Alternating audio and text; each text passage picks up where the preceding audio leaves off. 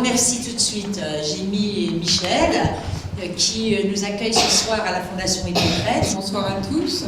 Juste un mot sur la Fondation Hippocrate. Nous sommes donc une fondation européenne, une fondation familiale, reconnue d'utilité publique néanmoins, qui a pour objet de soutenir des projets de jeunes européens, les concernant ou réalisés par eux dans le domaine de la culture, de l'éducation, du social et de l'humanitaire. Le rôle essentiel de notre fondation, c'est de donner des soutiens à des projets auxquels nous croyons, parmi lesquels Europe autour de l'Europe, qui est un projet qu'on soutient depuis, un festival qu'on soutient depuis plusieurs années. Et on continuera, évidemment.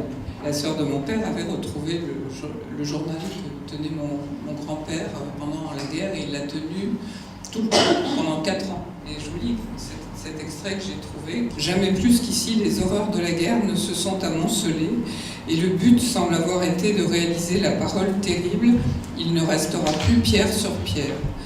L'odeur d'incendie emplit l'air, les fenêtres sont démantelées, les maisons éventrées, l'église effondrée, c'est le deuil, c'est la ruine. Et pourtant, ce village ou son activité, cette église en d'autres dimanches a retenti joyeusement, appelant de nombreux fidèles. Cette école a vécu et a semé la lumière. Plus terrible que le combat est cette évocation des ravages de la guerre. Nuit dans la tranchée, le temps commence à se refroidir sérieusement, et malgré un grand manteau gris, on grelotte le matin.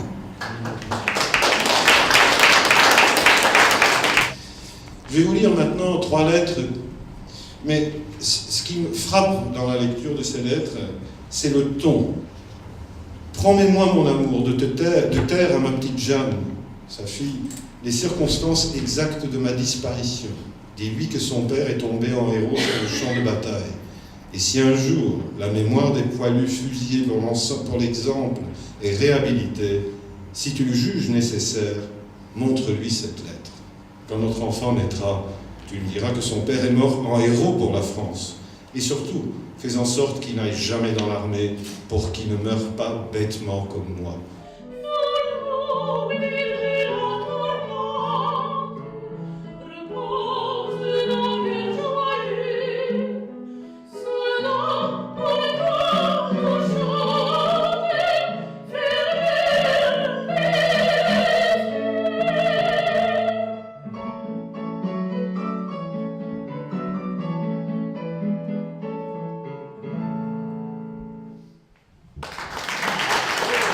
Le film que vous allez voir ce soir est un vrai film européen. On l'a tourné dans 8 pays.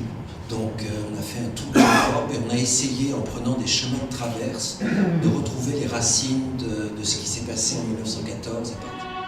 Tout a commencé par la découverte d'une valise chez mon père. Des vieilles photos de la Grande Guerre, des feuilles de cahiers avec des textes recopiés, des livres, on aurait dit un projet inachevé. Je savais que mon père avait un grand frère mort à la guerre en 1915. Et en regardant ces visages de soldats, j'essayais de retrouver les traits de cet oncle que je n'ai jamais connu, mort 30 ans avant ma naissance.